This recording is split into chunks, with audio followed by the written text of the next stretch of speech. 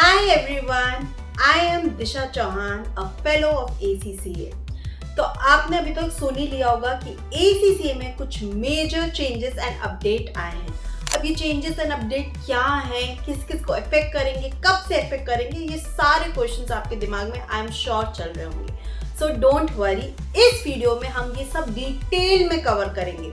Also in the coming week आप देखोगे हमारे चैनल पे और कई सारे वीडियोस आएंगे with regards to this changes. तो इसलिए बहुत इंपॉर्टेंट है कि आप सब्सक्राइब कर लो हमारे चैनल को। ऑलराइट, अब मैं बिना टाइम वेस्ट किए ये वीडियो शुरू करती हूँ। बट सबसे पहले let me just put it out there कि क्या मेजर जो चेंजेस है वो क्या है।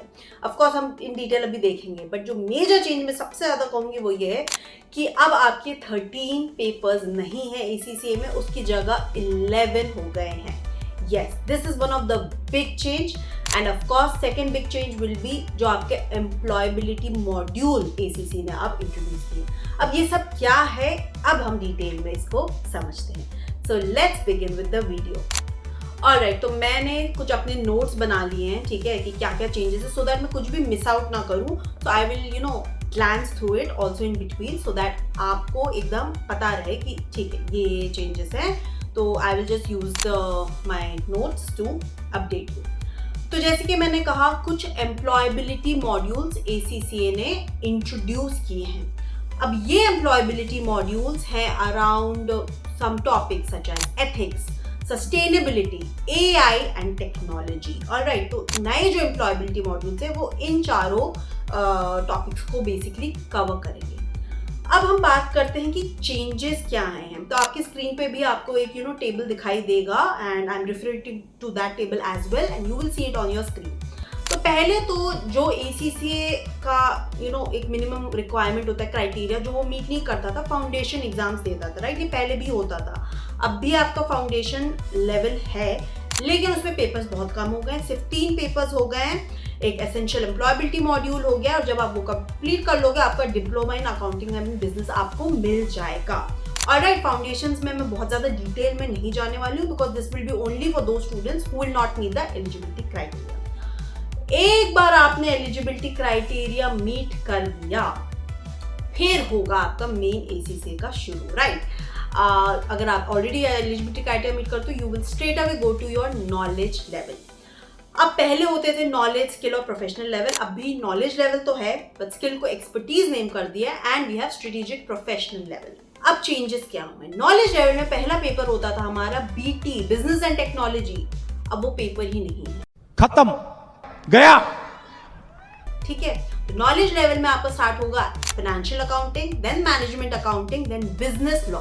लॉ जो एक पेपर था वो स्किल लेवल पे आता था, कॉर्पोरेट एंड बिजनेस लॉ, तो उसको अब इन्होंने नॉलेज लेवल पे कर दिया है।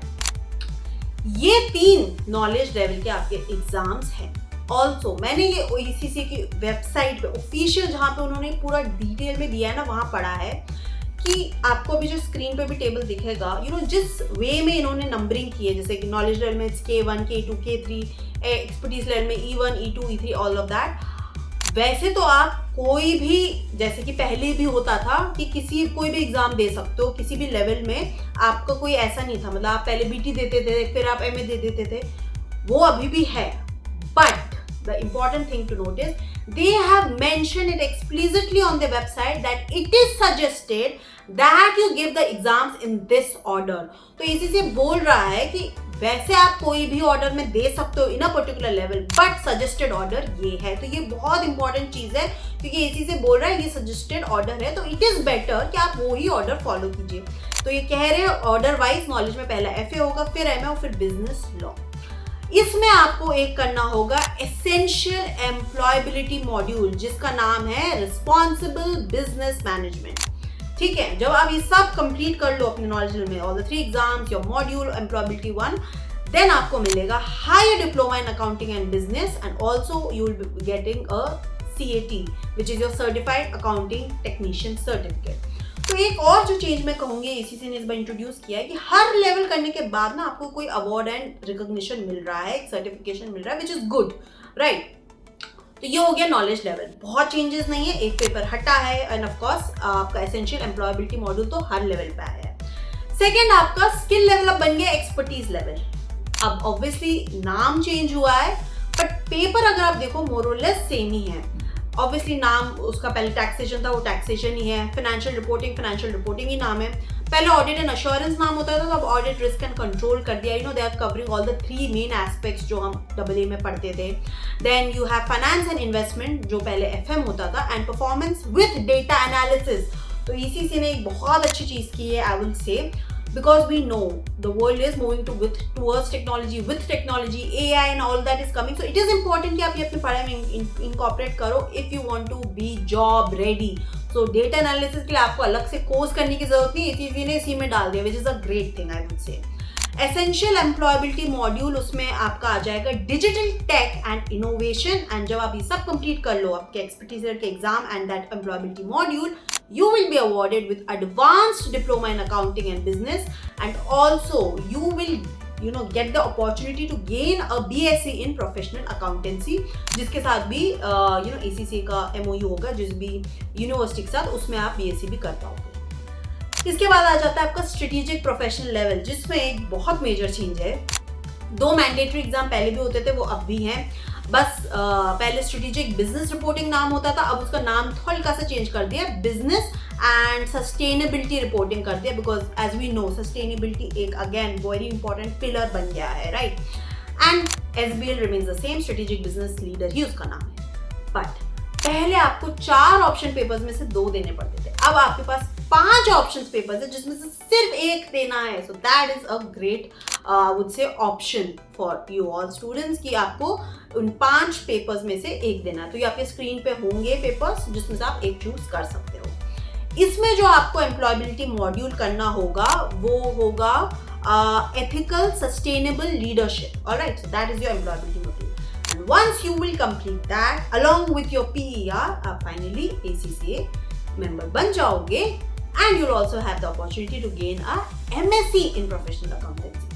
अब बहुत स्टूडेंट्स को डाउट है कि PER का क्या है, एक्सपीरियंस चेंज हुआ है नहीं हुआ है। तो PER पहले भी 36 मंथ्स था, अब भी 36 मंथ्स है of relevant work experience, but एक चेंज आया है इसमें कि आपको ना कुछ तो मैंने अभी आपको बताया हर लेवल पे एसेंशियल एम्प्लॉयबिलिटी मॉड्यूल, ये तो सबको करने ही करने। इसके अलावा ECC ने इंट्रोड्यूस किए हैं कुछ ऑप्शंस एम्प्लॉयबिलिटी मॉडल, यानी कि ऑप्शनल एम्प्लॉयबिलिटी मॉडल। ये ऑप्शनल है, सबको नहीं करने होंगे, पर जो ये करेगा, ये सारे एम्प्लॉयबिलिटी मॉड्यूल ऑप्शनल वाले कंप्लीट करेगा, उसको 6 मंथ्स ऑफ जो प्रोफेशनल एक्सपीरियंस है वो काउंटेड माना जाएगा।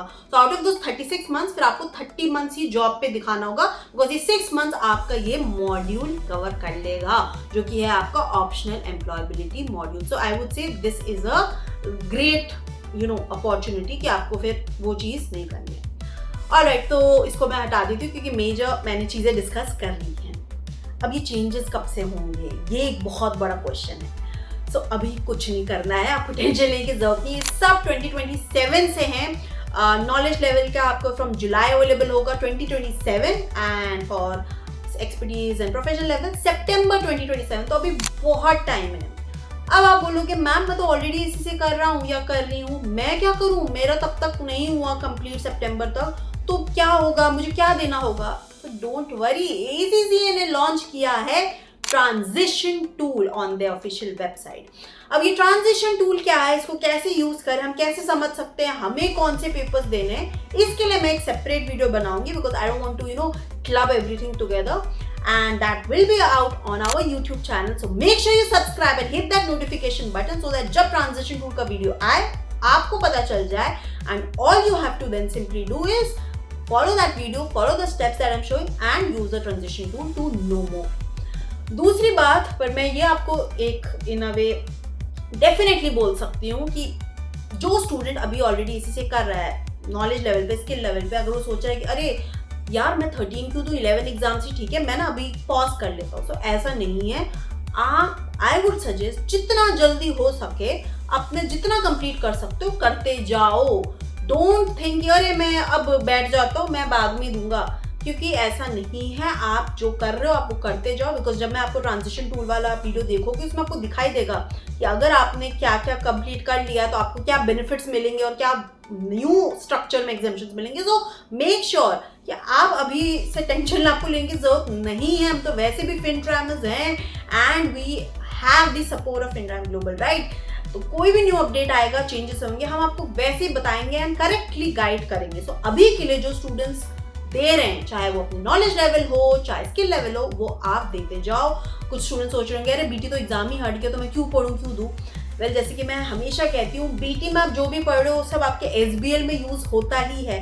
सो इम्पॉर्टेंट है कि आप वो पढ़ो और वो पेपर्स देते जाओ। And any which ways it's simple exam, right. तो आप अपना जितना क्लियर कर सकते हो till September 2027 you keep on doing.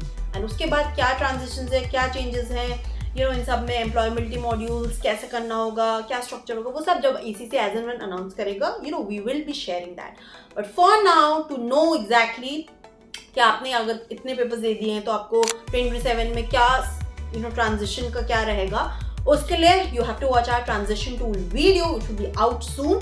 So make sure you subscribe to our channel. अगर आपको ये वीडियो हेल्पफुल लगी, make sure you hit that like button and I will see you in the next one. Till then, this is Disha Chauhan signing off.